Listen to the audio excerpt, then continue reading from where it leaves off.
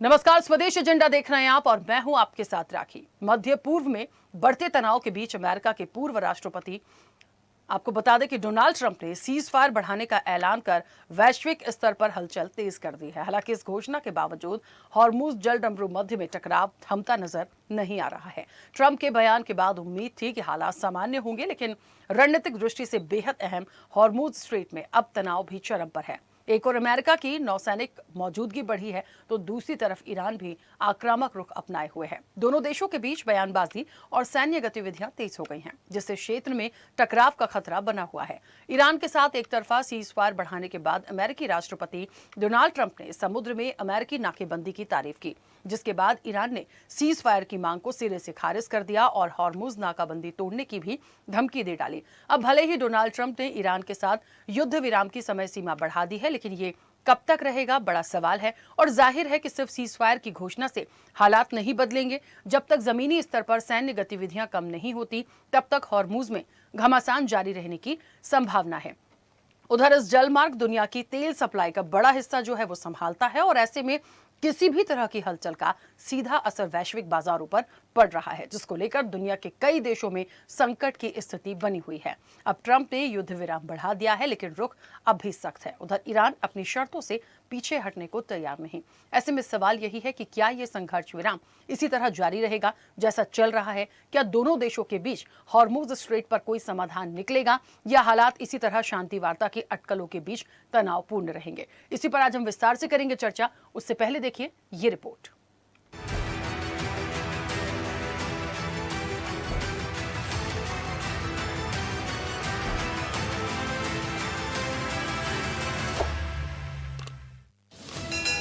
Iran और America के बीच जारी तनाव में संघर्ष विराम को लेकर असमंजस की स्थिति बनी हुई है।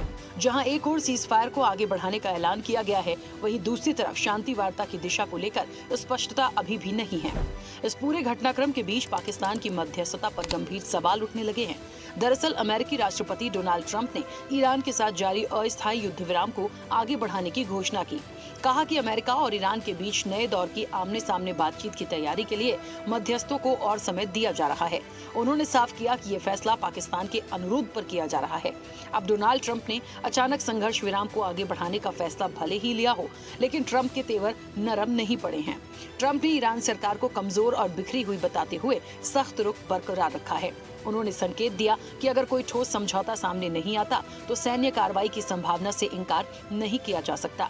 ईरान अमेरिका संघर्ष विराम फिलहाल कागजों पर तो कायम है, लेकिन जमीन पर हालात अब भी अनिश्चित हैं। पाकिस्तान की भूमिका पर उठते सवाल और दोनों पक्षों के बीच भरोसे की कमी ये संकेत देती है कि शांति का रास्ता अभी लंबा और मुश्किल है। ट्रंप के फैसले से भले ही फिलहाल दोबारा जंग शुरू होने का खतरा कम हो गया है, लेकिन दोनों पक्षों के बीच अभी भी गहरे मतभेद हैं। अमेरिका की ओर से ईरानी बंदरगाहों की नाकेबंदी अभी भी जारी है और उपराष्ट्रपति जेडी वेंस की पाकिस्तान यात्रा भी फिलहाल स्थगित। इस बीच ट्रंप के फैसले पर ईरान ने कहा कि पाकिस्तान की मध्यस्थता में बातचीत की तैयारी चल रही है, लेकिन अभी कोई अंतिम फैसला नहीं हुआ है। ईरान के विदेश मंत्रालय के प्रवक्ता ने कहा कि विरोधाभासी बयान और अमेरिकी कार्रवाई के कारण फैसला अटका हुआ है। उन्होंने अमेरिकी नौसैनिक नाकेबंदी को भी अस्वीकार्य बताया, जिसको लेकर विश्लेषकों की अपनी अपनी राय है। I think this ceasefire is the result of a serious game of chicken which has been played by Iran, been able to pressure America back. So this ceasefire is now something to see.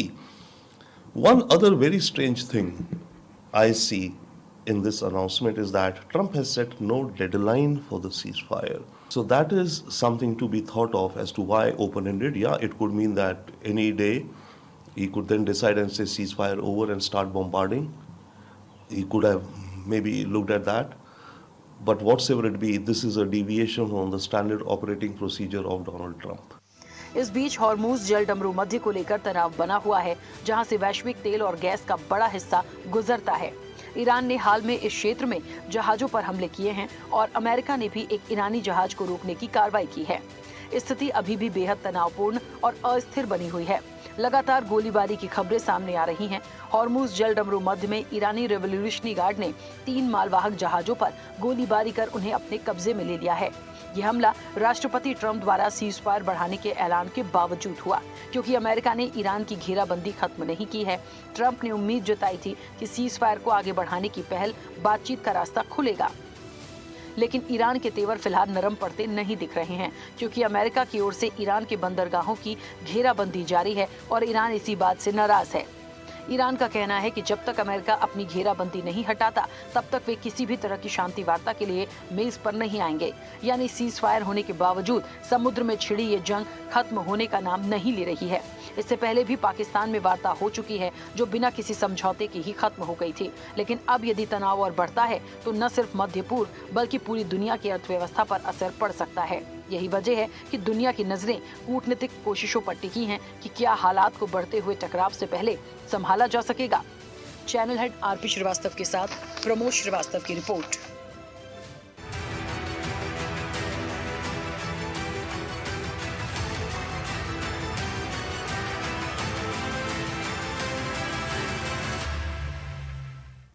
चलिए, तो संघर्ष विराम भी जारी रहेगा, उसको भी आगे एक्सटेंड किया गया है। सवाल इस बात का है कि हॉर्मुज स्ट्रेट को लेके जो कुछ भी चल रहा है उसका सॉल्यूशन अब क्या होगा।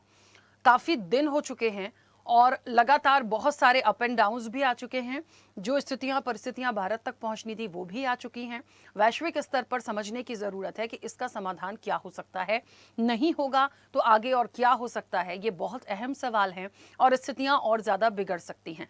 और एक चीज और स्पष्ट हो गई है कि डोनाल्ड ट्रंप यदि परेशान भी हो रहे होंगे तो वैसा जाहिर नहीं करेंगे, और ईरान भी यदि परेशान हो रहा है तो वो जाहिर नहीं करेगा, क्योंकि दोनों अड़े हुए हैं और अपनी अपनी शर्तों पर अड़े हुए हैं। वो नहीं चाहेंगे और कोई हार मानने को तैयार नहीं है। तो फिर समाधान निकलेगा कैसे। इस बीच आज ही की बड़ी अपडेट है, 2-3 जहाज ऐसे हैं जिस पर फायरिंग की गई है हॉर्मुज में। तो बड़े सवाल हैं कि आखिरकार इन सब चीजों से कैसे निकला जाए। हम सीधे चर्चा पर चलेंगे। तमाम मेहमान जुड़े हैं। सबसे पहले आपका परिचय करा दें। भारतीय जनता पार्टी का पक्ष रखेंगे संदीप वर्मा। संदीप जी, बहुत स्वागत चर्चा में जुड़ने के लिए। कांग्रेस का पक्ष रखेंगे प्रबल प्रताप शाही। प्रबल जी, आपका भी बहुत स्वागत है। रक्षा विशेषज्ञ हैं retired major doctor Mohammad Ali Shah. Mohammad Ali Shah ji, आपका भी बहुत स्वागत है। मिडिल ईस्ट के जानकार हैं प्रोफेसर सचिन तिवारी। सचिन जी, आपका भी बहुत स्वागत है। और विदेश मामलों के जानकार अनुपम तिवारी अब से कुछ देर में हमारे साथ जुड़ेंगे, उनका भी स्वागत है। चर्चा की शुरुआत सबसे पहले सचिन जी आपसे करूंगी। मुझे सुन पा रहे हैं? जी, आ रही है आपके। हाँ सचिन जी, आज की चर्चा का एक ही सवाल सबसे बड़ा है कि हॉर्मुज स्ट्रेट का सॉल्यूशन कैसे निकलेगा, निकल भी पाएगा या नहीं, क्योंकि लगातार वही सारी सिचुएशंस फिर से हो रही हैं जो सीज फायर के बाद हमें लग रही थी कि थोड़ा तनाव कम होगा, थोड़ी चीजें ठीक होंगी। पाकिस्तान की मध्यस्थता हो गई और इस्लामाबाद टॉक्स हो गया, सारी चीजें हो गई, लेकिन वो सब नहीं हुआ जो हम देखना चाह रहे थे। और अब एक्सटेंड किया सीज फायर को। इसके मायने क्या हैं? क्या इसका एक सॉल्यूशन देखें? देखिए, ऐसा है, जब ये युद्ध प्रारंभ हुआ उस समय हमने जो अमेरिकी प्रेसिडेंट की पहली प्रेस कॉन्फ्रेंस देखी, उसमें अमेरिकी प्रशासन या उनका अनुमान ये था कि ये जो युद्ध है वो 1 हफ्ते से लेकर 3 हफ्ते के बीच खत्म हो जाए, और इस योजना से ही वो इस युद्ध में गए थे। इस बीच में जो डेवलपमेंट हुए, उनके अपने जो भी ऑब्जेक्ट थे अमेरिकी प्रशासन के, सारे एनालिसिस्ट, सारी जगह ये बात निकल के आई थी कि अमेरिका अपने जो मूल उद्देश्य ऑब्जेक्ट थे उसको पूरा नहीं कर पाया। उसके पीछे एक वजह निकल के आई कि ईरान की लीडरशिप तो आपने खत्म करी, लेकिन उनका जो लीडरशिप का जो स्ट्रक्चर है वो सेकंड लाइन या थर्ड लाइन, फोर्थ लाइन निकल के आई, और उसने इसको अमेरिकी जो युद्ध स्टार्ट हुआ उसको अपने तरीके से उन्होंने फेस की। लेकिन उनके पीछे सबसे मजबूत ताकत थी, वो थी स्टेट ऑफ हॉर्मुज से उनका व्यापार लगातार जारी था।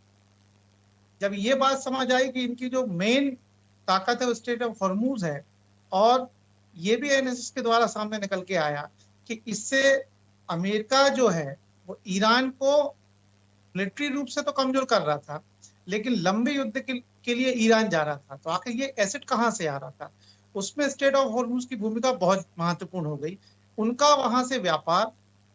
इसमें एक पक्ष हमको और देखना होगा कि इस पूरे युद्ध में पीछे से भी कुछ देश जो है वो काम कर रहे थे जो बड़े महत्वपूर्ण थे, जिसमें ऐसा कहा गया कि चाइना और ईरान का जो व्यापारिक रिलेशन था उसका 60 to 70% जो है वो स्टेट ऑफ हॉर्मुज से पूरा हो रहा था। जिस लास्ट जो अपना डिस्कशन जब हुआ इस विषय पे, तो ये विषय था कि आखिरकार अमेरिका अगर इस युद्ध से निकलना चाहता है तो वो क्या कुछ करना चाहता है।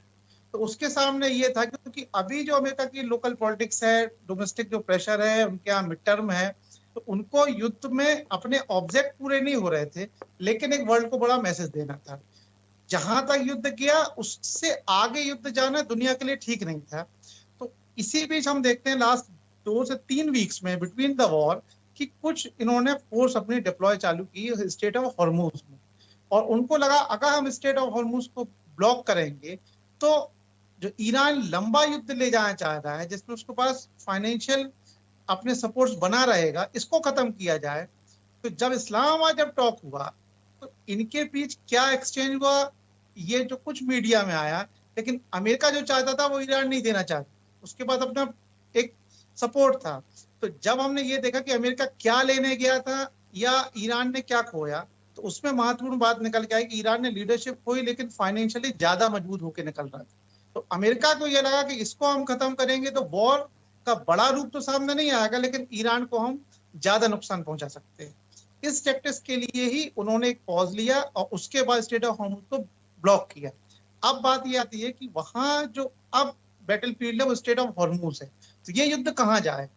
मुझे लगता है ये सारा जो पीछे से टॉक चल रहा है इनका बिटवीन मीडिएशन जो है, वो प्रेशर बनाने का तरीका है कि अमेरिका जो कुछ चाहता है उसको ईरान एक समय के बाद एडमिट करे और युद्ध को सेटल हो, जिसमें वो एक मैसेज दे सके अपने देश को भी कि हम जो हासिल करना चाहते थे वो हमने किया। क्योंकि ईरान कुछ मामलों में अपर हैंड है, लेकिन अमेरिका से बहुत लंबे समय अनंत समय तक वो युद्ध में नहीं जा सकता है।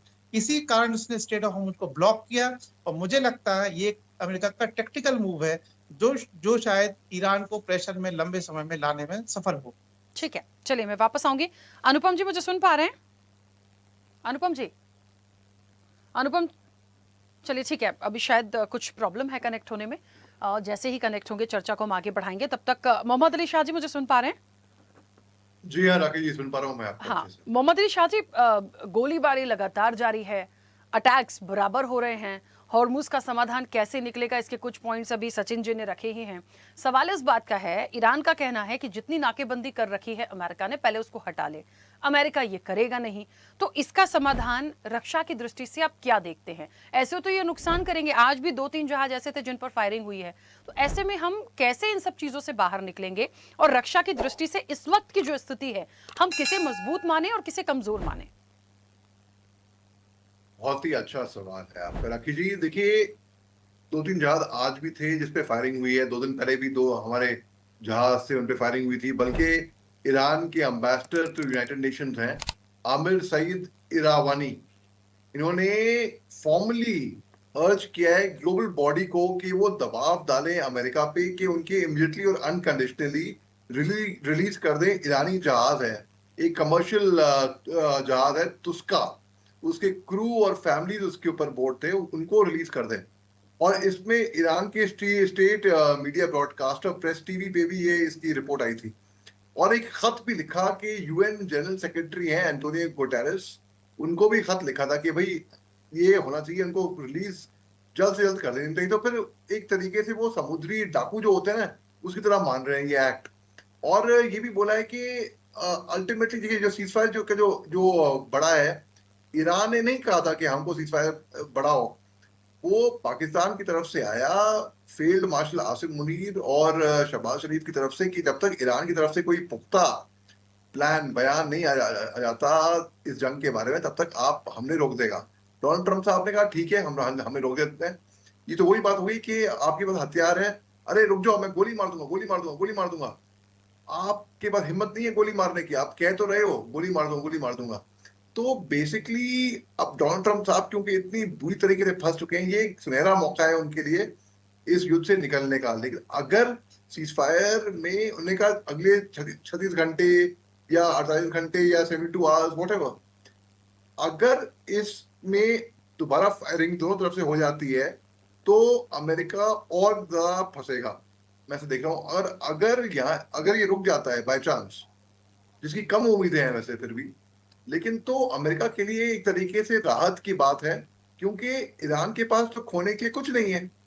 अमेरिका के पास खोने के लिए बहुत कुछ है, और जो जिसके पास खोने से कुछ नहीं होता वो डरता ही नहीं है, जिसके पास खोने को बहुत कुछ है वो डरता है बस।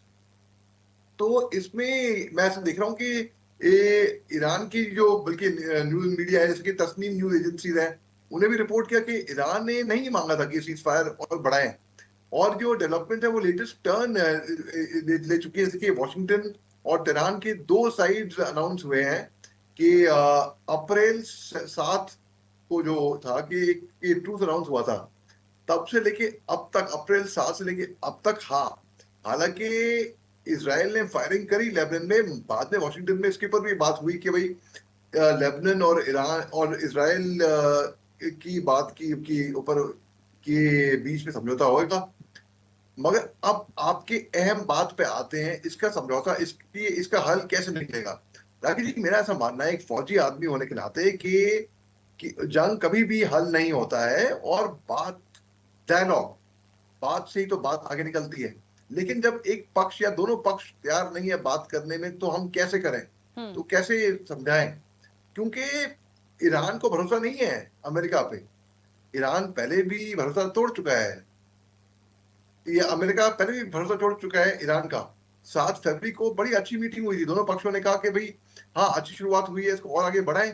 लेकिन उसी महीने में आखिर में 28 फरवरी को अमेरिका ने इजराइल के साथ ईरान पे फायरिंग शुरू कर दी, हमले कर दिए, उनके सुप्रीमो को मार दिया, अयतुल्लाह अली खुमैनी को टॉप लीडरशिप की खात्मा कर दिया, डिफेंस मिनिस्टर, आईआरजीसी चीफ, मतलब आप देखिए ये अमेरिका की बहुत बड़ी भूल थी, बेसिकली बहुत बड़ी गलती थी। 1945 में भी अमेरिका ने जो परमाणु हथियार गिराए थे हिरोशिमा नागासाकी में, जापान में, तो टोक्यो पे नहीं गिराए थे, क्योंकि वहां पे इनकी लीडरशिप मौजूद थी।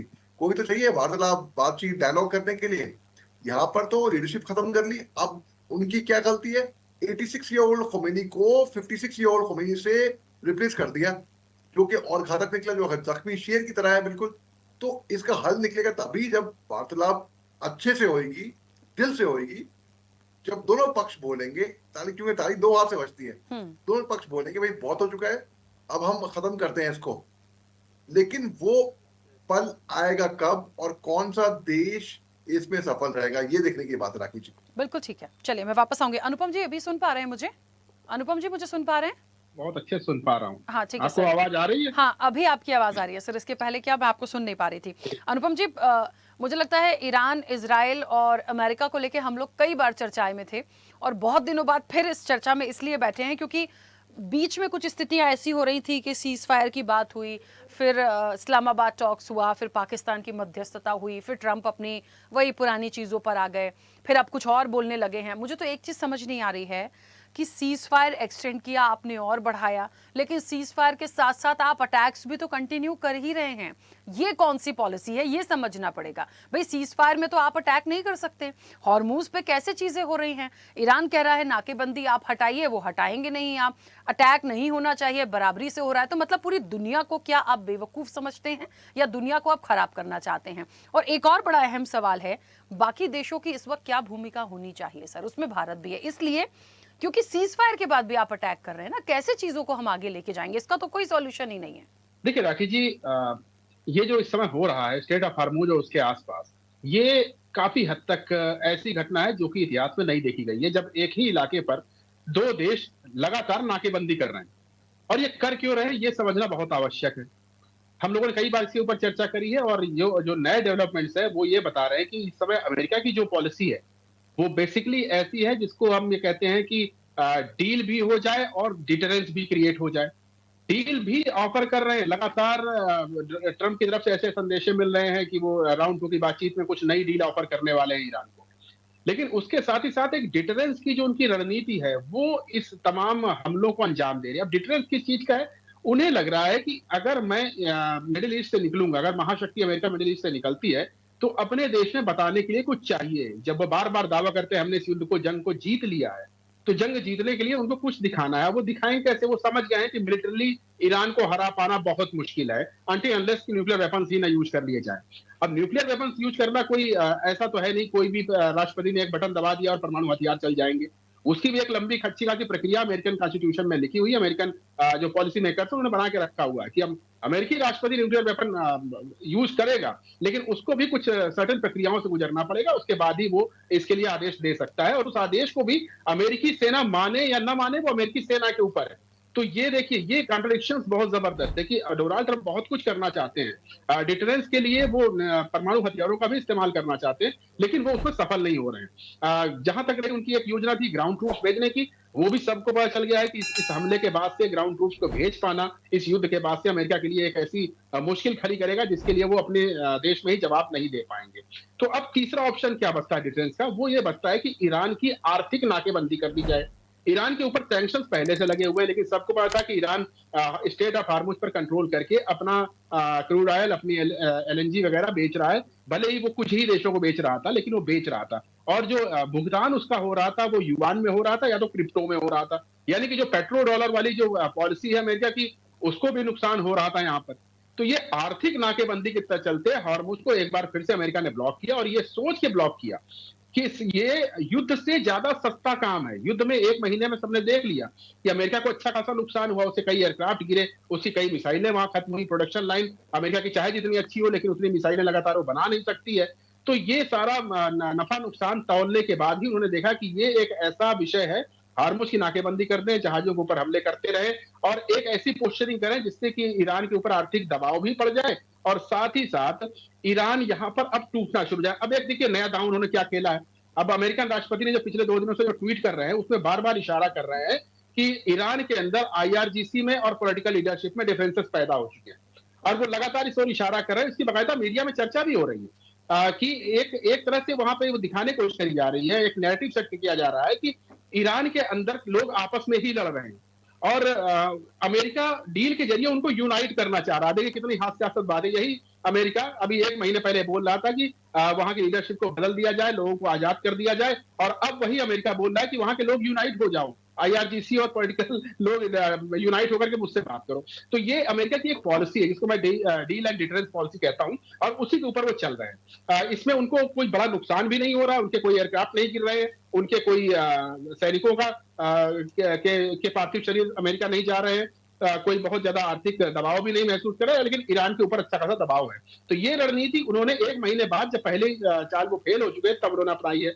अब तीसरी बात जो आपका सवाल था कि इसमें बाकी देशों की क्या भूमिका है, देखिए बाकी देशों की भूमिका तो यहाँ बनती है, क्योंकि इस युद्ध में, इस जंग में जो सबसे बड़ा नुकसान होने वाला है, आर्थिक नुकसान, वो भारत जैसे देशों को, जापान और कोरिया जैसे देशों को होने वाला है, जिसके सिम्टम दिखने लगे हैं, जिनके पास एक बड़ी आबादी है और जिनको ऊर्जा की अच्छी खासी जरूरत है, और वो जो सेल्फ डिपेंडेंट भी नहीं है। अब आप चाइना को इसमें छोड़ सकते हैं कि उसके पास इतना रिजर्व है कि वो साल 2 साल काम चला लेगा और उसके पास नहीं आएगा तेल, लेकिन भारत, कोरिया, जापान या इस तरह के ईस्टर्न देश जो कि पूरी तरह से मिडिल ईस्ट के क्रूड ऑयल और एलएनजी के ऊपर डिपेंड करते थे, आज न सही कल, कल न सही 1 महीने के बाद इनके ऊपर जबरदस्त दबाव आएगा। तो इनको अब सामने आना चाहिए, और पाकिस्तान जैसे देश को कम से कम किनारे करवाना चाहिए कि वो ऐसा देश मीडिएशन कर रहा है जिसके ऊपर दोनों पक्ष भरोसा नहीं कर रहे हैं, और वो एक कठपुतली बना हुआ है। तो ऐसे डिस्ट्रस्ट वाले देश को उस मीडिएशन से बाहर निकलवा करके कुछ पॉजिटिव फ्रेम ऑफ माइंड के साथ, कुछ बड़े देश, जापान है, भारत है, कोरिया है, इन सबको आगे आना चाहिए, इंडोनेशिया है, मीडिएशन की बात करें और यहाँ पर दोनों पक्षों को समझाएं, और ये बताने की कोशिश करें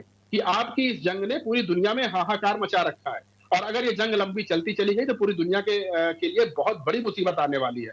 तो कुछ कोशिशें होनी चाहिए, क्योंकि यूनाइटेड स्टेट्स से कुछ उम्मीद रख पाना, यूनाइटेड नेशन से कुछ उम्मीद रख पाना अब बेमानी हो गया है। एंटोनियो गुटेरेस भी बयान देकर के गायब हो जाते हैं, उनका क्या भूमिका है इसमें किसी कुछ नहीं पता है। तो अब समय की आवश्यकता यह है कि तमाम नए देशों को इसमें आगे आना चाहिए। नेटो अमेरिका से खपा है, नेटो नहीं आने वाला है, नेटो भी अपना पल्ला झाड़ना चाहता है अमेरिका के साथ। तो नेटो से अगर हम अमेरिका के जो सहयोगी रहे हैं, ईरान, माफ कीजिएगा, इंग्लैंड, फ्रांस, जर्मनी, इनसे अब कोई ज्यादा उम्मीद नहीं है। तो कुछ नए प्लेयर्स, खासतौर पर ब्रिक्स नेशन, अगर ये अंदर आते हैं और ये मीडिएशन की बात करते हैं, ये दोनों पक्षों से बात करते हैं, तभी कुछ इसका हल निकल पाना संभव है। राखी जी, ठीक है, चलिए वापस आऊंगी। संदीप जी, मुझे सुन पा रहे हैं? जी बिल्कुल सुन पा रहा हूँ।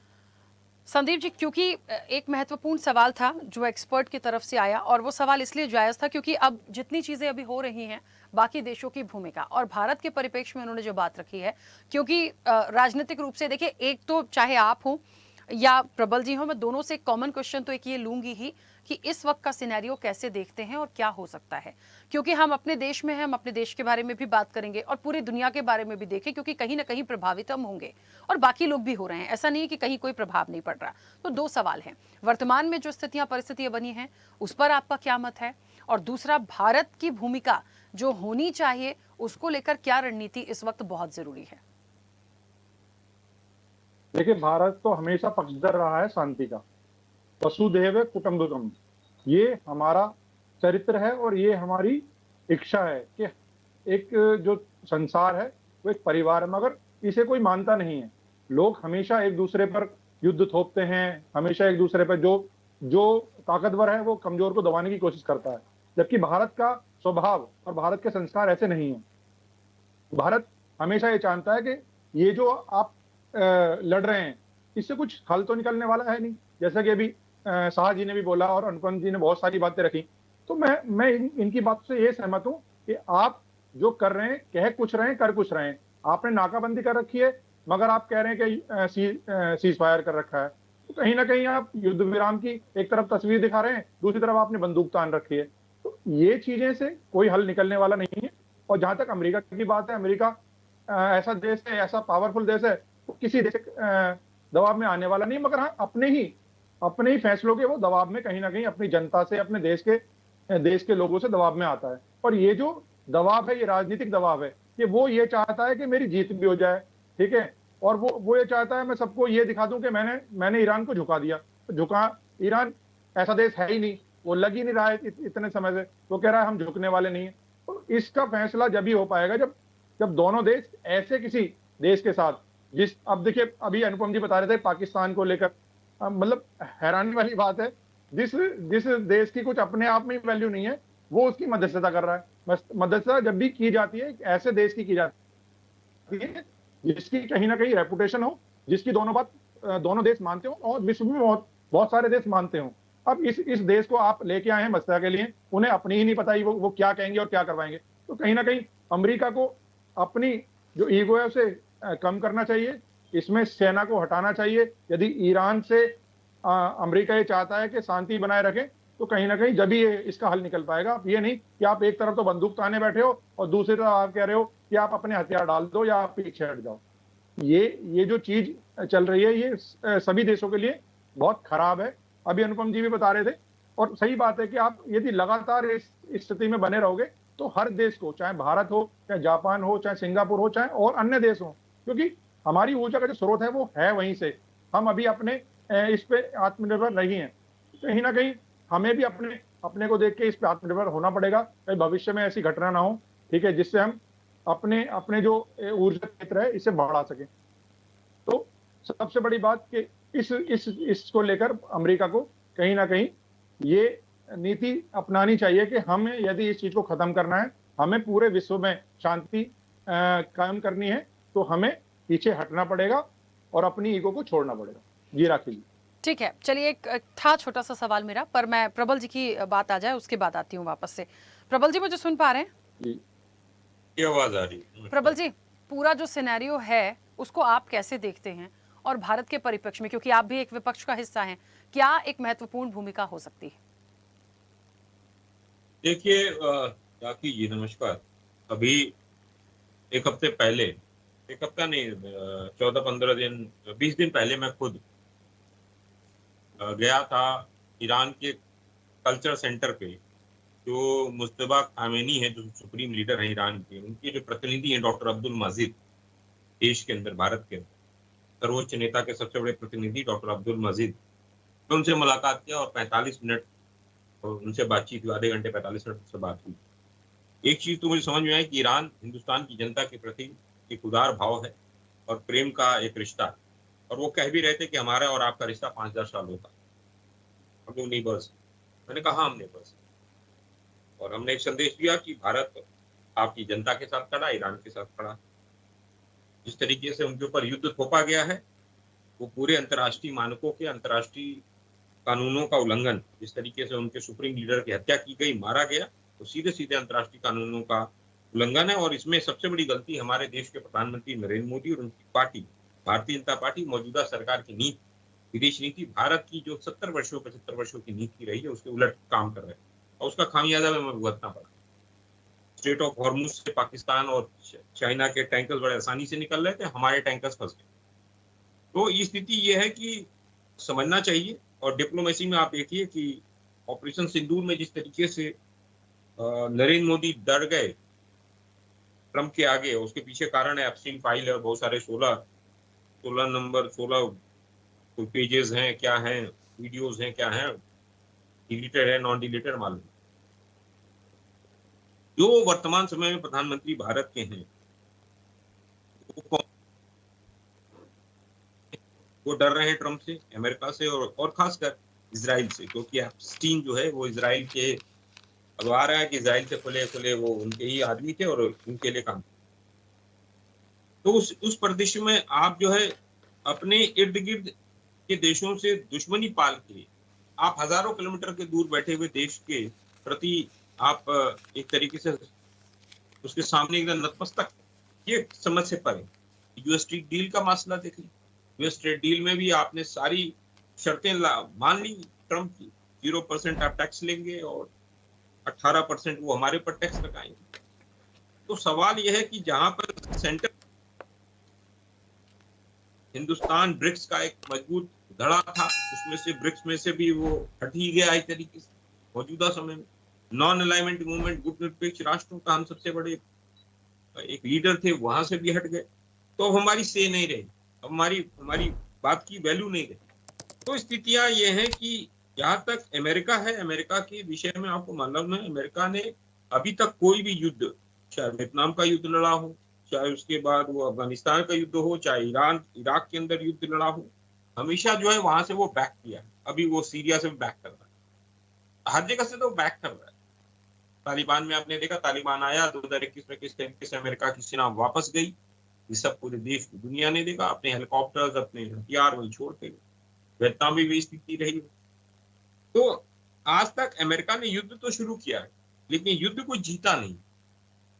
और ये पता नहीं हमारे, वो बहुत अच्छी बात अब्दुल मजीद साहब ने कही के रिप्रेजेंटेटिव ने, कि हमारी जो सोच है एशियंस की, साउथ एशियंस की, मिडिल ईस्ट की, वो ये है कि हम वेस्टर्न कंट्रीज के लीडर्स को, वेस्टर्न कंट्रीज और अमेरिका के लोगों को हम लार्जर देन लाइफ समझते हैं। हम उनको समझते हैं वही सबसे ज्यादा बुद्धिमान है, वही सबसे ज्यादा स्ट्रांग है। हमारी माइंडसेट जो है वो गुलामी।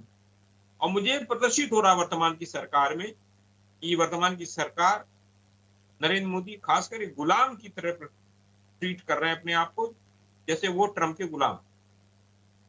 और ऑपरेशन सिंदूर में कर दिया उन्होंने। और जहां तक आप पर्सपेक्टिव देख रहे हैं, अमेरिका वर्तमान समय में, एक चीज अमेरिका के वर्तमान समय में जो लीडरशिप है वहां पर, चाहे वो ट्रंप हो, चाहे वो ट्रंप के सारे लोग हों, वो सारे के सारे बिजनेस माइंडेड लोग हैं। वहां के कॉर्पोरेट्स में काम करने वाले लोग हैं या कॉर्पोरेट हैं, बड़े बड़े बिजनेसमैन हैं। और एक चीज समझ में आ रहा है, बिजनेसमैन का हमेशा नियत जो होती है वो प्रॉफिट होता है, उसके अलावा कुछ नहीं होता। और पॉलिटिशियंस जरूरी होने चाहिए। यही भारत के अंदर भी होने वाला है। आने वाले समय में अडानी को जिस तरीके से और अंबानी को जिस तरीके से वर्तमान की सरकार सब कुछ देते जा रही, कॉर्पोरेट्स के हिसाब से काम कर रही है, और 4 लेबर कोड बिल लाई, उसके पहले 3 काले कानून लाई थी किसानों, ये सब कॉर्पोरेट समर्थक। कॉर्पोरेट का समर्थन करने वाली नीतियों के पर चलेंगे तो वेलफेयर स्टेट्स खत्म होंगे और इसी तरह युद्ध होगा। रोज जब शेयर मार्केट बंद होने वाला होता है, एक बयान इनका ट्रम्प कहा जाता है, शेयर मार्केट गिर जाता है, फिर वो शेयर खरीद लेते हैं, फिर उसके बाद शेयर मार्केट बढ़वा देते हैं। ये तो स्थितियां हैं, ऐसे ही भारत के अंदर भी। तो मौजूदा समय में भारत की कोई विदेशी नीति फेलियर हो चुकी है।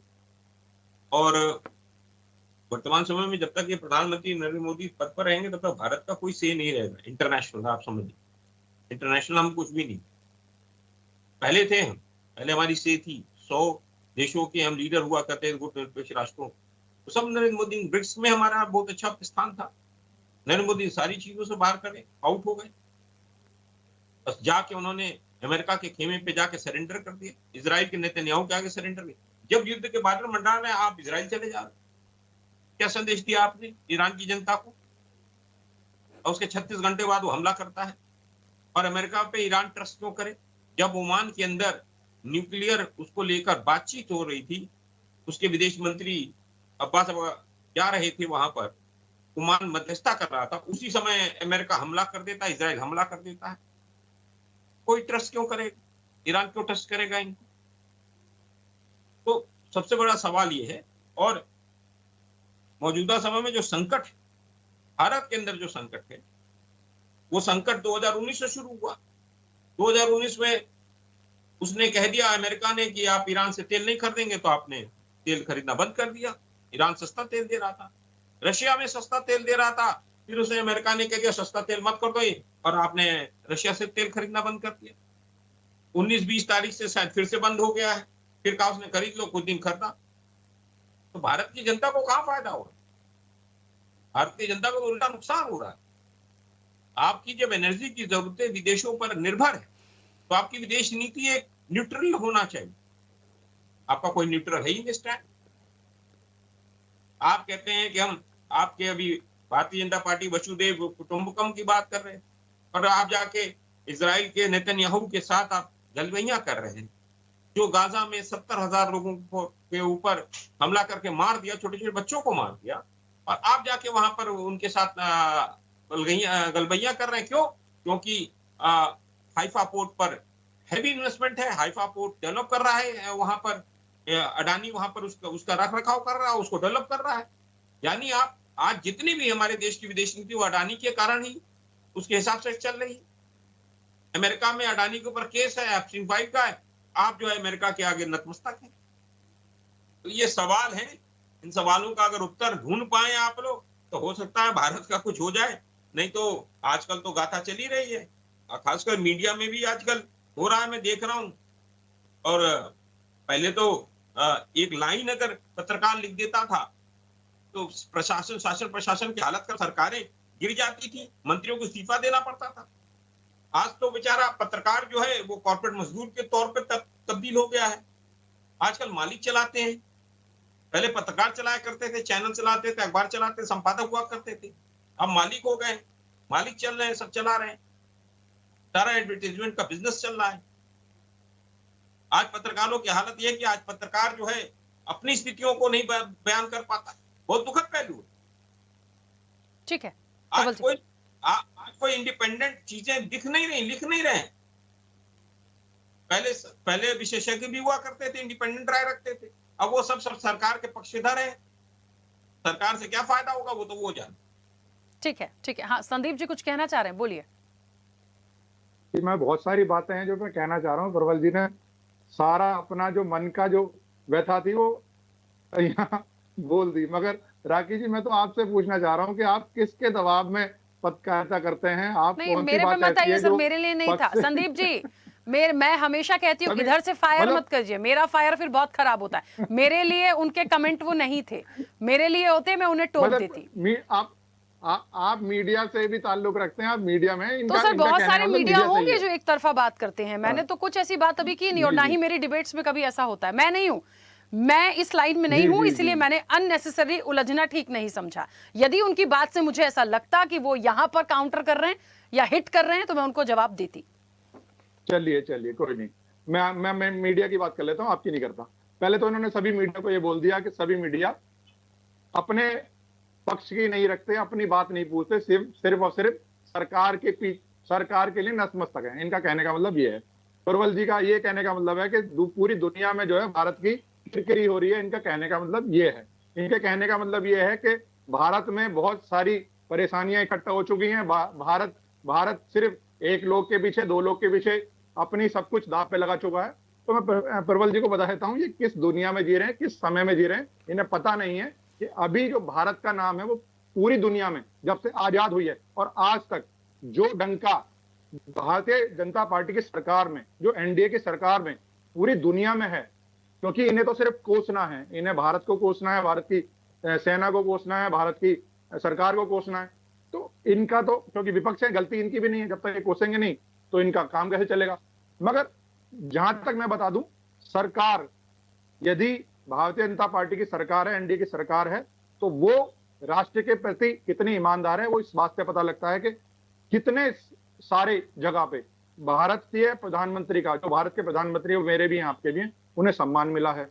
और रही बात इजराइल की, इजराइल हमारा मित्र है, ईरान भी हमारा मित्र है। तो अब ये कहें कि हम इजराइल में पहुंचे माननीय प्रधानमंत्री और वहां पे वो उन्हें बटन दिया है एक, या उन्हें एक रिमोट दिया है कि मैं जैसे ही मैं यहाँ से निकल के अपने देश पहुंच जाऊं तो आप ये लड़ाई छेड़ देना। तो इनकी बातें बचकानी बातें हैं जो ये कह रहे हैं। भारत के प्रधानमंत्री इजराइल जाते हैं, ईरान जाते हैं, किसी और देश जाते हैं, तो अपने देश के लिए हम क्या कर सकें, क्या चीज वहां से ला सकें, क्या अपने देश में फायदा उठा सकें उस चीज का, भारत की जनता को कुछ उसका बेनिफिट मिले, उसलिए भारत के प्रधानमंत्री किसी भी देश की यात्रा करते हैं। ना कि इसलिए यात्रा करते हैं कि मैं आपके पास आ रहा हूं तो मैं आपको ये एक लेटर दे के जा रहा हूं या एक रिमोट दे के जा रहा हूं, जैसे मैं यहाँ से जाऊं तो आप वहां पे अटैक कर दीजिए। तो ये जो बातें हैं बचकानी बातें हैं। दूसरा, भारत पूछिए देखिए भाई साहब, मैं बोला नहीं, आप उंगली उठा के राखी जी से समय ले लीजिए, वो समय दे देंगे आपको। मैं बीच में नहीं बोल रहा आपके, तो आप मेरी बात सुन लीजिए, ठीक है। अडानी को वो दिया हुआ है और अडानी को दिलवाया इन्होंने जाकर इजराइल में। देखिए जी, अडानी को दिया है, वो क्या दिया है, अभी बात चल रही है, अभी बात चल रही है ईरान की, अमेरिका की और इजराइल के जो युद्ध हो रहा है, युद्ध की लेके। अडानी की बात किसी दिन लेके बैठ जाएंगे, उसकी बात कर लेंगे, उस विषय पे चर्चा कर लेंगे। तो मगर आपको सिर्फ इस दो आपने इस देश को क्या दिया है बहुत अच्छे से जनता जानती है। और देखिए, ये जो भारत के प्रधानमंत्री ना, माननीय मोदी जी जो प्रधानमंत्री हैं, वो आपकी वोट से नहीं है, मेरी वोट से नहीं है, वो इस देश की जनता की वोट से हैं। देश की जनता उन्हें प्यार करती है, उन्हें समझती है, उन्हें पता है कि भारत का प्रधानमंत्री हमारे देश के लिए, हमारे राष्ट्र के लिए कितना महत्वपूर्ण है, कितना मतलब जो गारंटी है, जो वो काम करते हैं, तो भारत की जनता को पता है। इसलिए उन्हें बार बार प्रधानमंत्री बनाया जा रहा है। और खाली मुझे ऐसा लगता है आज का जो विषय है या हम जिस सब्जेक्ट पे बैठे हैं उसमें कोई पक्ष विपक्ष वाली बात नहीं है। हम भारत के परिप्रेक्ष्य में भी सकारात्मक बात कर सकते हैं और हम वैश्विक स्तर पर भी पॉजिटिव बात कर सकते हैं। राखी जी, यदि नहीं है तो वो तो सीधा वो युद्ध पे बात ही नहीं कर रहे, वो तो मोदी पे बात कर रहे हैं, अंबानी पे बात कर रहे हैं, ठीक है। वो तो ये बात कर रहे हैं कि हमारे देश का ये नुकसान हुआ है, हमने ये चीज। अरे राखी जी, देखो ऐसे डिबेट कोई होती है, मैं बिल्कुल चुप रहा उनकी जब तक वो बोलते रहे, एक शब्द मैंने नहीं बोला, मैंने हर बार आपसे उंगली उठा के समय मांगा। मगर ऐसे होता है क्या?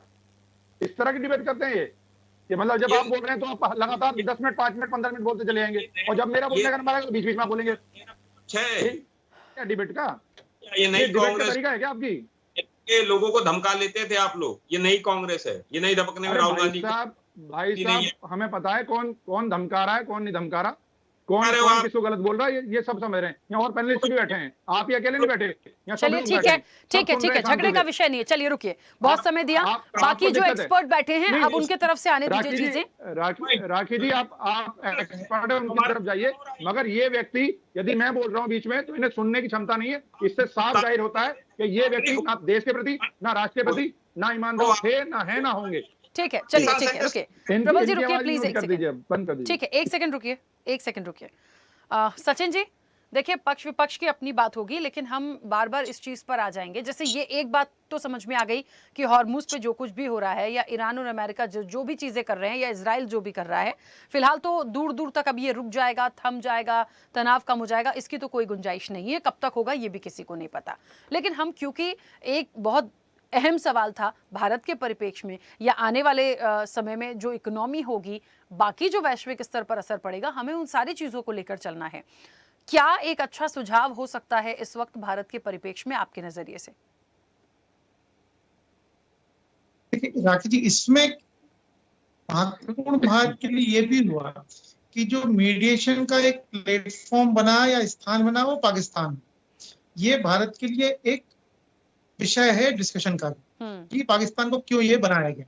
एक ही अभी ये जो पूरा युद्ध है, इसमें कोई 1 2 3 पक्ष नहीं, इसमें बहुत ज्यादा एक्टर्स हैं।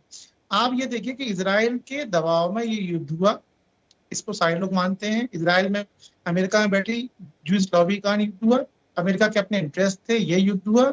इसके बाद जो ईरान का रिएक्शन आया, उस रिएक्शन में अमेरिका ने ये उम्मीद नहीं की थी कि वो उसके जो अरब कंट्रीज में एसेट्स हैं, चाहे आर्मी के स्थान हो या फाइनेंशियल एसेट्स हो, उनको वो टारगेट करेगा, तो ये युद्ध का फैलाव बहुत ज्यादा है। दूसरा महत्वपूर्ण बात ये है कि चाइना भी एक फैक्टर है और रशिया भी एक फैक्टर है। ये बहुत ज्यादा डायमेंशंस हैं और ये आज की समस्या नहीं, ये बहुत कॉम्प्लिकेटेड समस्या है। इसको हम बहुत स्टेट लाइन में नहीं विचार कर सकते कि हमें क्या करना है, क्योंकि ये आप ये समझिए कि इजराइल से लेके अरब कंट्रीज और अमेरिका की भूमिका और यूरोप का इसमें पार्टिसिपेट ना करना, ये बहुत ज्यादा युद्ध को विस्तार देता है। अब चूंकि एक भारतीय के नाते हम क्या विचार कर सकते हैं, तो सबसे अच्छी नीति जो भारत सरकार इस समय करनी चाहिए वो कर रही है कि हमको किसी एक के पक्ष में नहीं जाना है, हमें राष्ट्र हित में जो बेहतर है वो करना है। अगर मान लीजिए हमारे अमेरिका के साथ कुछ कोई व्यापारिक संबंध है, ईरान के साथ बहुत पुराने संबंध है, अगर हमारा वहां कुछ इन्वेस्टमेंट था चाबा पोर्ट में, तो इन सारे पक्षों पे हमें विचार करना है कि हमारे लिए क्या बेहतर है। ये एक और मैं एक नए पक्ष पे आपको विचार करूं कि आप ये सोचिए कि पाकिस्तान में ये दोनों लोग दो कंट्री के रिप्रेजेंटेटिव आए, इस बीच जैसे ये लोग निकले ईरान जो रिप्रेजेंटेटिव थे उनके लिए थ्रेट था और इसको ही ईरान ने बेस बनाया कि सेकंड टॉक में वो नहीं आए कि हो सकता है वहां पर कुछ अटैक हो जाए। दूसरी चीज, अमेरिका की खुफिया एजेंसी ने एक रिपोर्ट दिया कि आसिफ मुनीर जो मीडिएशन कर रहे हैं उनके तो ईरानियन आर्मी के साथ कोई पर्सनल रिलेशन, मतलब यूएस की एजेंसीज उनके उस पर भी क्वेश्चन मार्क लगा रही कि आपने किसको मीडिएशन के लिए बनाया। इस पे किस टाइम क्या फोल्ड आता है, क्या आते हैं, इसको कहना बहुत मुश्किल है।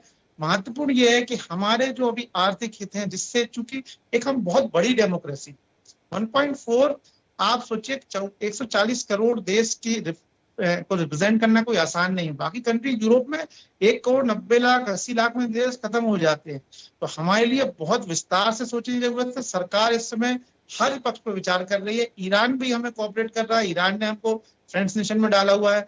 अभी आप अगर गहराई से देखें तो ऐसे किसी स्टेट ने, चाहे इजराइल हो, अमेरिका हो या ईरान हो, अरब कंट्रीज ने कोई नेगेटिव रिमार्क नहीं दिया।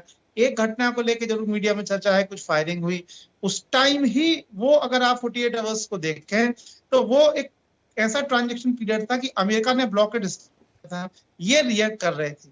तो अंदर क्या बात हुई नहीं मालूम, क्या घटना घटित हुई नहीं मालूम, लेकिन उसके बाद भी 2 वहां से रिलीज हुए। तो इस पे बहुत कॉशियस रहने की जरूरत है, बहुत गंभीर मसला है। मैं ये कहता हूं पर्सनली जानकारी के नाते, ये सिर्फ राजनीतिक नहीं है, सिर्फ आर्थिक नहीं है, इसके अलावा भी बहुत कुछ है। ये बहुत ज्यादा कॉम्प्लिकेटेड है। इसके लिए आपको एक 100 ईयर्स की थ्योरी में नहीं जाना पड़ेगा, आपको 1000 ईयर्स की थ्योरी में जाना पड़ेगा, जिसको मैं इशारा कर रहा हूं। हम अलग समझ लिए, उस पार्ट से हम अलग हैं। ये हमारे लिए बहुत महत्वपूर्ण बात है और हमें इस वॉर में अपने देश का हित रखते हुए हमें ये देखना है कि हमें फाइनेंशियल एसेट्स कहाँ हम और कर सकते हैं। उसमें एक जो सलाह ये है कि हमको अपने व्यापारिक रिलेशन सबसे एक से रखना है और किसी एक के प्रति कोई एक झुकाव नहीं देना है। यही मेरा उसमें टिप्पणी है।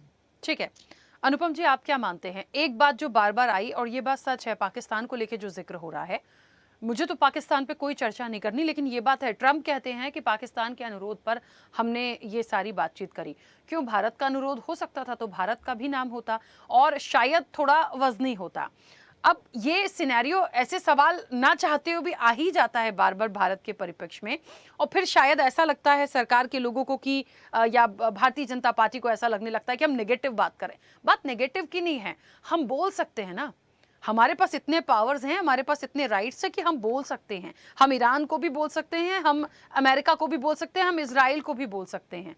लेकिन क्या मध्यस्थता की बात या वो मीटिंग्स क्या वहाँ नहीं हो सकती थी? पाकिस्तानी क्यों? तो ये तो एक बहुत अहम सवाल था, लेकिन अभी भी जस की तस चीज़ें हैं। मुझे तो नहीं लगता है अनुपम जी कि कोई ऐसा बड़ा इंटरफेरेंस बाकी कंट्रीज़ का होगा, लेकिन अब नहीं होगा तो फिर एक सॉल्यूशन हमें निकालना है। एक सुझाव आपका इस वक्त पर क्या करें? अनम्यूट करेगा। अब राकेश जी, चीजें बहुत दूर जा चुकी हैं और अब भारत को मीडिएशन करने की कोई भूमिका बनेगी भी नहीं, और अगर बनेगी तो आउट ऑफ द बॉक्स ही निकलेगी। अब भारत ये नहीं कह सकता है कि मैं मीडिएशन करने जा रहा हूँ, आइए दोनों लोग आइए और दिल्ली में बैठ के बात करते हैं। देखिए, यहाँ पे समस्या ये हो गई कि पाकिस्तान का इस्तेमाल किया गया। पाकिस्तान का इस्तेमाल अमेरिका ने इस तरह से किया कि वो उनका पालतू है, वो जैसे चाहेंगे वो पर्चियां इधर की उधर पहुंचाएगा, उधर की इधर पहुंचाएगा, और वैसे इस्तेमाल हो रहा था। तभी देखिए बार बिल्कुल बार ठीक बात। लगातार तारीफ करी जा रही है, तभी लगातार तारीफ करी जा रही है, फील्ड मार्शल ये, फील्ड मार्शल वो, शहबाज शरीफ की तारीफें हो रही हैं। तो वो तो अब ये स्पष्ट हो चुका है कि पाकिस्तान मीडिएशन कर भी रहा है तो वो सिर्फ और सिर्फ अमेरिका के कहने पे कर रहा है, और इसी वजह से ईरान को डिस्ट्रस्ट है। इसी वजह से ईरान अब पाकिस्तान से बचना चाहता है। अब भारत के लिए ये है कि अब चूंकि भारत अब इस मीडिएशन में नहीं आ सकता, तो भारत अपनी ऊर्जा की जरूरतों के बारे में बहुत गंभीरता से सोचे, क्योंकि अब ये मसला इस तरह का हो चुका है, ये सालों लंबा खिंच सकता है। ये लड़ाई भले बंद हो जाए, सीज फायर की सिचुएशन आ जाए, लेकिन हॉर्मूज कब खुलेगा, कैसे खुलेगा, सामान्य परिस्थितियां फरवरी से पहले वाली कब आएंगी, ये कोई अब प्रेडिक्ट नहीं कर सकता है। हो सकता है इसमें सालों लग जाए। तो भारत को अल्टरनेट रूट्स देखने पड़ेंगे, भारत को नई जगहें खोजनी पड़ेंगी, और वो चीजें जो अब तक पाइपलाइन में थी उन पाइपलाइन को खोलना पड़ेगा। मैं इशारा कर रहा हूं कि जैसे अब हार्मोज बंद है, तो आपको रेड सी की तरफ जाना पड़ेगा, आपको गल्फ ऑफ ओमान की तरफ जाना पड़ेगा। वो पाइपलाइन जो कि लगातार इस हार्मोज के इलाके से रेड सी में सप्लाई करती थी और दूसरे देशों को जाता था, वहां से क्रूड ऑयल और गैस वगैरह। गल्फ ऑफ ओमान में ऐसे कुछ पॉइंट्स हैं जहां पर पाइपलाइंस लगी हुई हैं, वो स्ट्रेट ऑफ हार्मोज के इलाके से निकालती हैं और वहां तक पाइपलाइन से आता है, उसके बाद टैंकर भरे जाते हैं और वो हार्मोज को बाईपास करते हुए निकल जाते हैं। भारत के लिए अभी तक ये सिचुएशन नहीं आई थी। अब यहाँ पर भी देखिए भारत की ये गलती तो है कि भारत ने कभी एंटिसिपेट ही नहीं किया इस तरह की सिचुएशन आ सकती है, तो हम उन सारे रूट्स को भी पहले से एक्सप्लोर कर लें। तो हमने किया नहीं, अब देर हो चुकी है, लेकिन चलिए अभी भी वक्त है, अभी हम कर सकते हैं। ईस्ट वेस्ट एक कॉरिडोर की बात आज से 4-5 साल पहले आई थी और एक बहुत अच्छा प्रोजेक्ट था कि भारत की जो कनेक्टिविटी है वो मिडिल ईस्ट होते हुए यूरोप तक पहुंच जाए। वो ठंडे बस्ते में जा चुकी है, इवन हमने चाबहार भी छोड़ ही दिया था। अब भले हम सिचुएशन बदले और फिर चाबहार पे आए, तो बहुत कुछ है। और मेरा सजेशन ये है कि इस समय फिलहाल हमारा सारा ध्यान इन्हीं अल्टरनेट रूट्स को, अल्टरनेट पाइपलाइन को एक्सप्लोर करने में और अपने हिसाब से चीजों को सेलेक्ट करने में करना चाहिए। ये आरोप कम से कम अब लगने ऐसी सिचुएशन हमारा देश ये खड़े करे कि कल को कोई भी देश का राष्ट्रपति ये ना कह पाए कि तुम्हें तेल वहां से लेना है, तुम्हें इतने दिन की मोहलत है, तुम्हें नहीं है। ये सिचुएशन नहीं होनी चाहिए। हम इस चीज को डिफेंड अब नहीं करना चाहते कि अमेरिका के राष्ट्रपति कुछ भी कहने दीजिए, हमारा जहां से मन होगा वहां तेल खरीदे। तो ये सिचुएशन आनी चाहिए और ये हमको अब एक तरह से एक इंडिपेंडेंटली अपने आप को सोचना पड़ेगा, अदरवाइज कोई चारा नहीं है। अगर आप इस तरह से ही रहेंगे तो इस साल 2 साल के बाद स्थिति बहुत गंभीर हो जाएगी। 88% क्रूड ऑयल के लिए, एलएनजी के लिए हम डिपेंड है हॉर्मूज के ऊपर। तो अल्टरनेटिव रूट्स तलाशने होंगे नए देशों, जहां से हम ले जाए, गुयाना हो गया, कुछ नए मार्केट है जहां से आप तेल ले सके। वेनेजुएला एक अच्छा मार्केट होता है, लेकिन अमेरिका कब्जा हो चुका वहां पर। रशिया, अब रशिया की तरफ हम जा रहे हैं, शर्तों के साथ जा रहे हैं। तो ये सब चीजें बंद हो चाहिए और एक क्लियरिटी हमें विदेश नीति में जरूर चाहिए, क्योंकि चीजें बहुत कुछ एंटिसिपेट करनी पड़ती हैं। अचानक से कुछ नहीं होता है, 2-4 महीने पहले से ही उसके सिम्टम्स दिखने लग जाते हैं। राखी, ठीक है, चलिए मोहम्मद अली शाह जी, डिफेंस की, हाँ सचिन जी 1 सेकंड रुकेगा। डिफेंस के नजरिए से यदि हम समझें तो हमें कितना अलर्ट रहने की ज़रूरत है? मेरा कहने का ये मतलब नहीं है कि अमेरिका, इजराइल या कोई भी चीज़ें हो रही हैं तो हम पर अटैक हो जाएगा, लेकिन सर अब आने वाला समय जब ये कह सकता है कि ना जाने हमें अब और कितने सालों भी लग जाएंगे इन सारी चीज़ों को देखते हुए, तो यदि सालों हो गए तो पता नहीं हम कहाँ होंगे और क्या चीज़ें और हो चुकी होंगी। तो उस नज़रिए से जैसा कि एक बात आई ना कि आर्थिक रूप से और अपने हित को लेकर हम हर, चाहे वो एनर्जी सेक्टर हो या सब कुछ हो, हम अपनी चीज़ों को रख के चलें, सहेज के चलें और अलर्ट रहें। ऐसी में डिफेंस को लेके पूछना चाहती हूँ, हमें कितना मजबूत होने की जरूरत है फिर? ओके राकेश जी, आपका बहुत ही अच्छी सुलझा हुआ सवाल है आपका। और इसका जवाब देने से पहले मैं हमारे सारे दोस्त जो हैं, पैनलिस्ट जो हैं यहाँ पे, इन्हें कह दूं कि राकेश जी बहुत ही एक जिम्मेदार जर्नलिस्ट हैं। इनके ऊपर कोई अगर सोच रहा है कुछ, वो गलत सोच रहा है। बहुत ही बैलेंस्ड, न्यूट्रल और निष्पक्ष जर्नलिस्ट हैं। अच्छा, अब मैं बात करता हूँ कि भारत के security point of view, defence के मामले से देखिए, ईरान ने ये बात तो दिखा दी दुनिया को कि मुल्क चाहे कितना भी छोटा हो, ताकत कितनी भी छोटी हो, ड्रोन्स देसी हो, हम फिर भी बड़े बड़े सोफिस्टिकेटेड महंगे मिसाइल्स का मुकाबला कर सकते हैं। ये एग्जाम्पल तो उन्होंने सेट कर दिया है। और जो हिंदुस्तान की जो मिनिस्ट्री ऑफ एक्सटर्नल अफेयर्स के जो स्पोक्स पर्सन है रणधीर जायसवाल, इन्होंने एक इंटर मिनिस्ट्रियल ब्रीफिंग ली और इसमें बताया कि हिंदुस्तान हमेशा शांति के पक्ष में रहता है और हमेशा हमने कदम उठाए हैं कि शांति बनी रहे। तो सबसे पहले हम बहुत ही पीस लविंग नेशन है हम। एट द सेम टाइम यहाँ पर जो तुर्की के जो फॉरेन मिनिस्टर हैं हकन फिदन ने डिस्कस किया पाकिस्तान के अपने काउंटर पार्ट के साथ और इशाकदर के साथ, और बताया कि और एक टेलीफोन कॉन्वर्सेशन हुई लंबी सी, बेसिकली अमेरिका भी था, ईरान के साथ भी इनकी बातचीत हुई, और पाकिस्तानी काउंटर पार्ट के साथ तो हुई कि भाई कैसे यहाँ पर शांति लाई जाए, कैसे यहाँ पर के क्या नए नए उपाय आ सकते हैं। कोई नई बात नहीं है, कोई सबको पता है कि स्ट्रेट ऑफ हॉर्मुज़ में कैसे हालात अभी बने हुए हैं। अब सिक्योरिटी पॉइंट ऑफ व्यू या डिफेंस की पॉइंट ऑफ व्यू से देखिए, तैयारी पूरी ईरान ने क्या किया, ईरान की तैयारी थी 20 साल से ऊपर की तैयारी थी ईरान की। तो जब ईरान के ऊपर हमला होता है तो ईरान ने अक्लमंदी से काम किया, 31 जो डिस्ट्रिक्ट है ARGC की, उनको डिसेंट्रलाइज करा और तड़ातड़ फायरिंग शुरू कर दी वहां पर से। हाँ, इससे फायदा भी हुआ, नुकसान भी हुआ। फायदा ये हुआ कि डिसेंट्रलाइज हुआ, ने तुरंत कार्रवाई करी। नुकसान ये हुआ कि इन्होंने खुद बहुत से बैड ब्लड कमाया है। कुवैत में फायरिंग, हालांकि वो अमेरिकी मिलिट्री बेस पे हो, बहरीन के ऊपर हो, कतर के अंदर हो, वो डिसेंट्रलाइज करने का एक डिसएडवांटेज हुआ। अब हिंदुस्तान काफी इसमें से सबक ले सकता है, जो कि हम पक्का ले भी रहे हैं।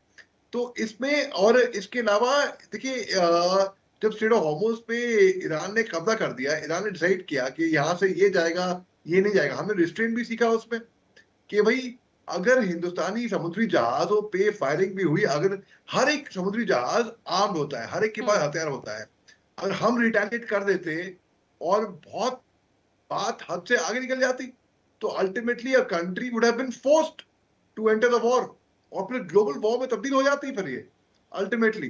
तो हिंदुस्तान की तरफ से क्या है कि हम शांति वार्ता हम भी करवा देते हैं, कोई बड़ी बात नहीं है, लेकिन हम क्यों लें?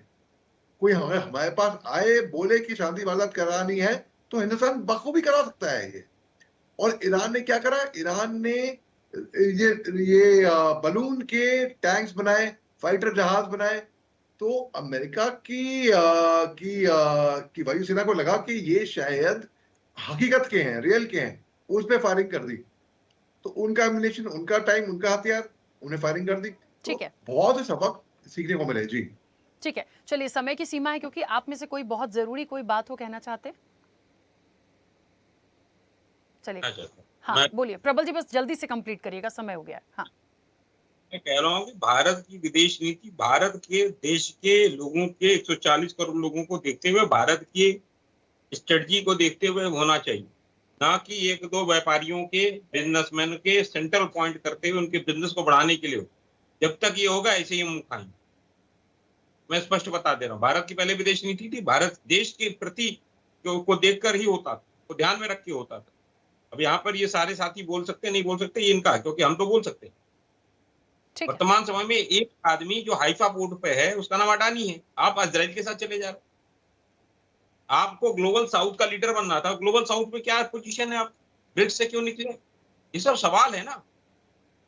आप ईरान से 2019 में आपने तेल खरीदना बंद कर दिया, अमेरिका ने धमका दिया, तो पोर्ट से आप रशिया से तेल नहीं होता है, ऐसे नहीं होता। देखिए, सबके अपने मत हैं, सबके अपने थॉट हैं, सबकी अपनी ओपिनियन है, सबके थॉट का वेलकम भी है, लेकिन आने वाले समय में जितने सुझाव या जितनी बातें आई हैं, उस पर क्या होगा वो देखेंगे। कि हमारा अमेरिका से, ईरान से और खाड़ी देशों से आज भी संबंध है कि हम, सर मुझे ऐसा लगता है जब कभी भी कोई एक्सपर्ट व्यू या कोई भी या विपक्ष भी कोई भी बात, मैंने कहा ना, नकारात्मक हमेशा नाम ना मिश्रण, नेगेटिविटी में क्यों जाए।